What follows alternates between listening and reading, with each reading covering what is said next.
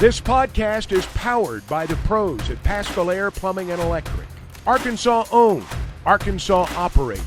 GoPaschal.com. Sark, and he wants to just say hello. Hello. No, I'm just kidding. Welcome to everybody. You know, I think this is obviously a great opportunity for the University of Texas to be joining the Southeastern Conference, and I think a great opportunity for the SEC media to be in Dallas with us and to be part of this and kind of going through Media Day. So pretty cool. Right here on the front row to start. Coach Eric Bailey with the Tulsa World. Looking back, I don't mean to go back too much back last year, but the drive against Oklahoma in the final minutes of the game, how much do you recall of that drive, and how much can that be a teaching tool for your defense, and how much did that really help you in the second half of the season?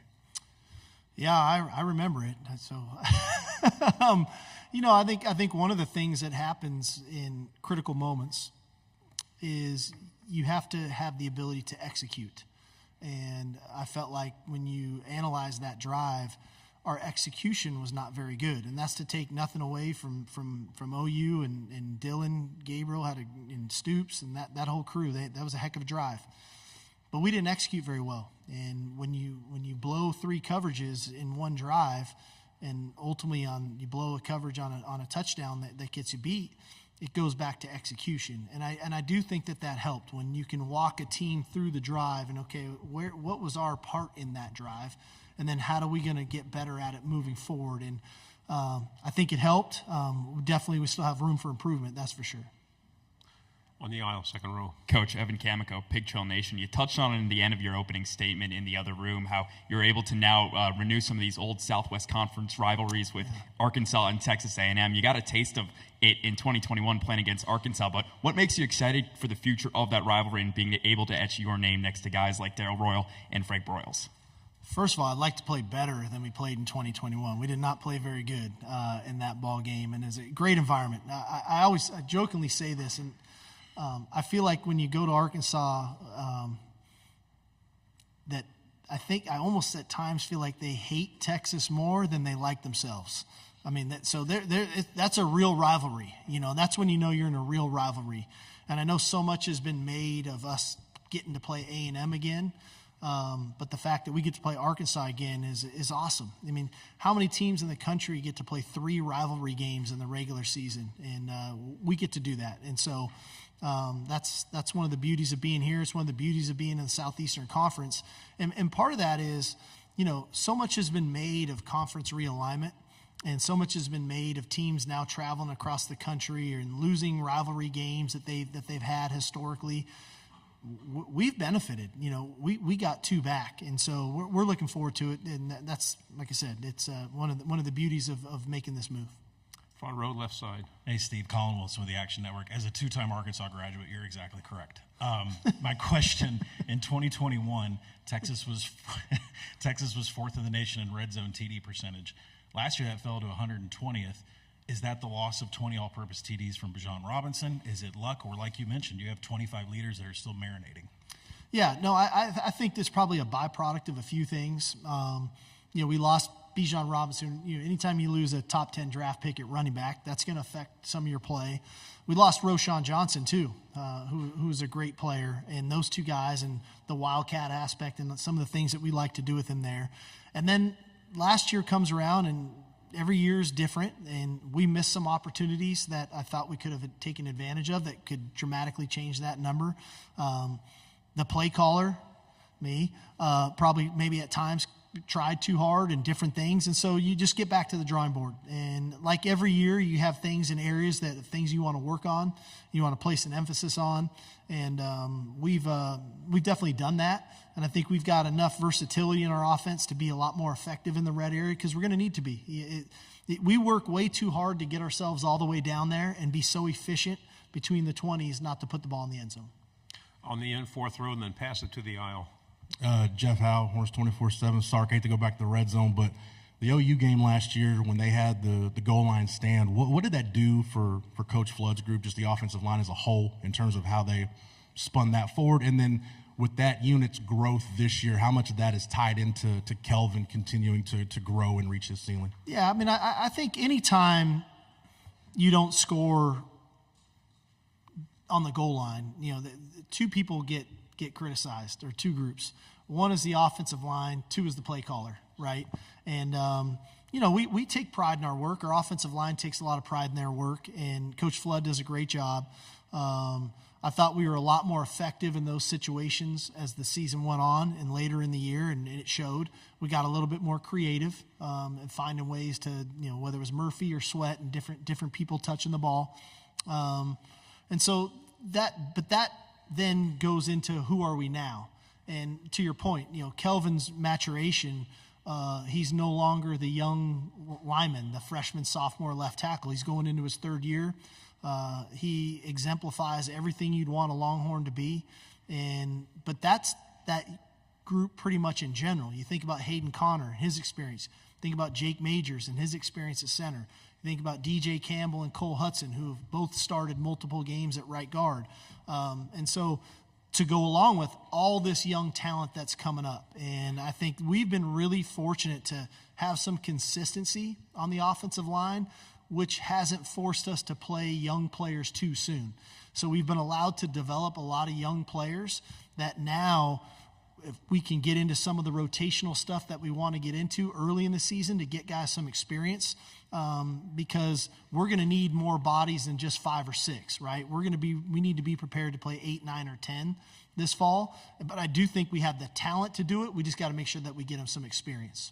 Left side, second row. Spencer McLaughlin, Locked On Podcast Network. You said in the other room, Coach, that you feel like this is the deepest and most talented team you've had, and now your 4th year at Texas. You lost several early round NFL draft picks at a variety of positions. I was wondering if you could expand upon how you feel like your team has reloaded to be even better without guys like Byron Murphy and Adonai Mitchell. Yeah, I think it varies by position group, right? And some of these guys that maybe you don't know all their names, like I'm going to give you a name, Anthony Hill Jr., who I think is the most underrated linebacker in the country. But he's a true sophomore. Maybe not everybody knows his name. I think that guy's poised for a great season.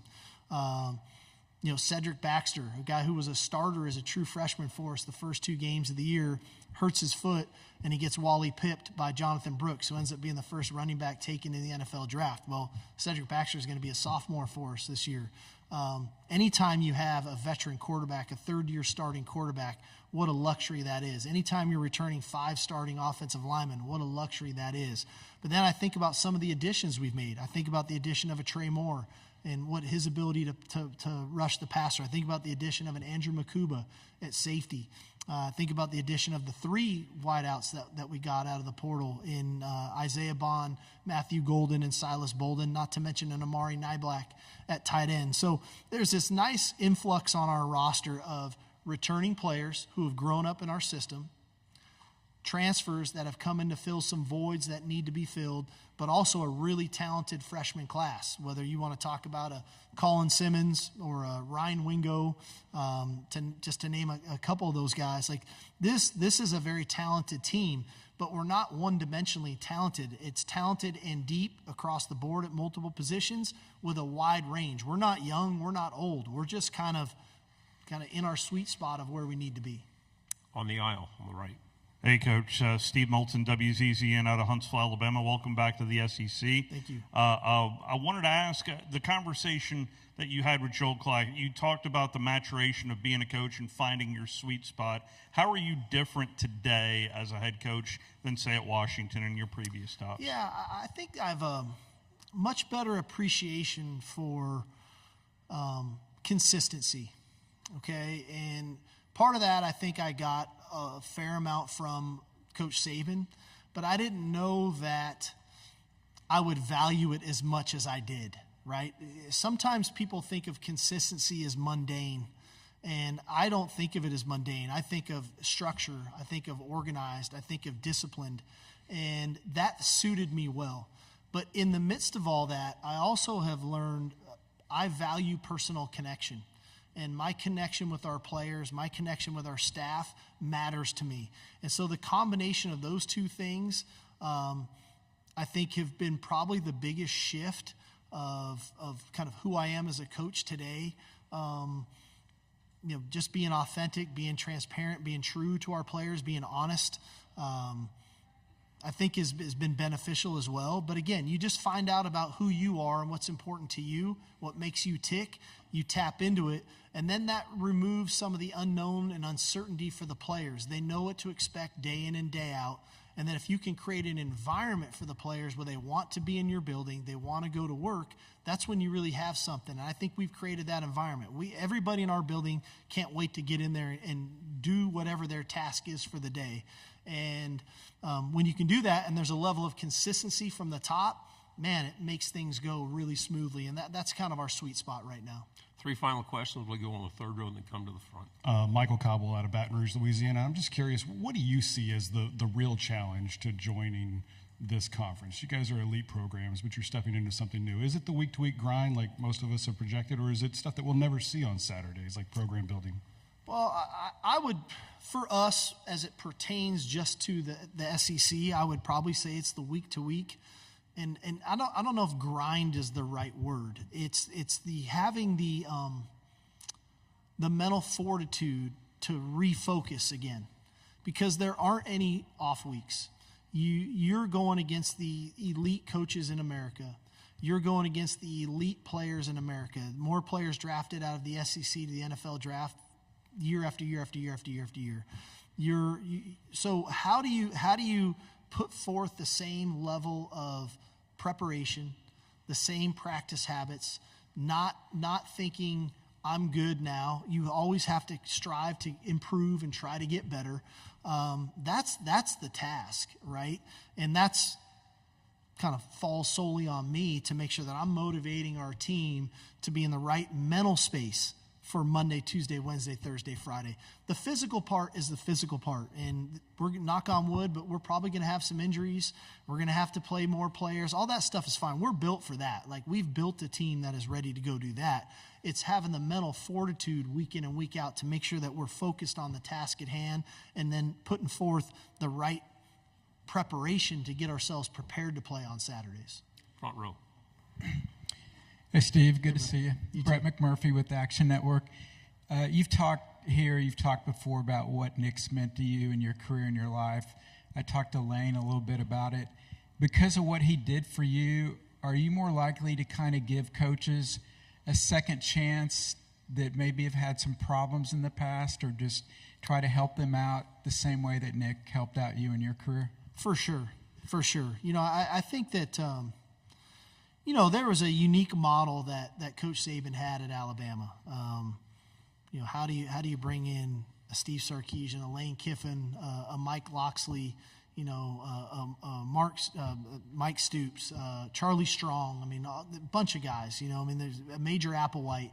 All these guys that, hey, all of us, none of us are perfect, right? None of us in this room are perfect, right? And the fact that he was willing to extend that olive branch to all of us, in a way, sometimes now it gives me the opportunity to pay it forward.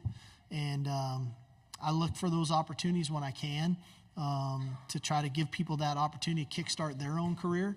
But I'm forever grateful. Like, I will forever be grateful to him for what he was able to do for myself, my family. And I think that's one of the biggest misnomers about Nick Saban, and Miss Terry for that matter. They're probably two of the most compassionate people that I've ever met. And everybody wants to see him throwing the straw hat at practice. Everybody wants to see the headset fly. Everybody wants to see the rant at the press conference and label him that that's who he is. But in reality, he's probably one of the most compassionate people that I've ever been around, and one of the more forgiving people that I've ever been around. And so that's what I kind of hold on to about him. One quick question right here. We're done. AP Stedham of AP and Kelly, as we see at syndicated radio. Coach, you've been through the transfer portal. What are some of the criteria you feel that makes you successful when you're bringing a player, and sometimes they know they don't produce, so you probably learned along the way? What are some of the criteria that you think you need to follow? Yeah, I think first of all, you have to say, when we go into the portal, there's some people like us or some not, but we go to the portal to fulfill a specific need. And some years you have more needs than others. And once you try to identify, okay, we have a need at a specific position, then you try to identify players that fit the profile of what we look for in that position. Once you can identify the list of the players that fit the profile, then you got to try to dig into do they fit the personality of who we are as a team? And it's like speed dating, okay? High school recruiting, I recruit these kids for 2-3 years, right? And then they decide, and then you get them. Well, in the portal, you might have 2 or 3 days to decide if I'm going to bring him on a visit, and then he might commit. And so how do you try to identify players that fit culturally what we're about? A lot of what we do is try to fall back into players that we've recruited previously, because that helps. We have a little bit of information on them. But hey, there's no science to portal recruiting right now. It's speed dating. Sometimes it feels like the first one to the door wins. Sometimes it's the ones that offer the most money wins. You just don't know. And so you just try to navigate that, and you try to take this big pool of players that all go in the portal and shrink it down as best you can to identify who we think best fits the University of Texas. BetOnline is your #1 source for all your betting needs. Get the latest odds, lines, and matchup reports for baseball, boxing, golf, and more. BetOnline continues to be the fastest and easiest way to place your wagers, including live betting and your favorite casino and card games available to play right from your phone. Head to the website or use your mobile device to sign up today and get in on the action. Remember to use our promo code BELIEVE, that's BLEAV, for your 50% welcome bonus on your first deposit. Bet online, where the game starts.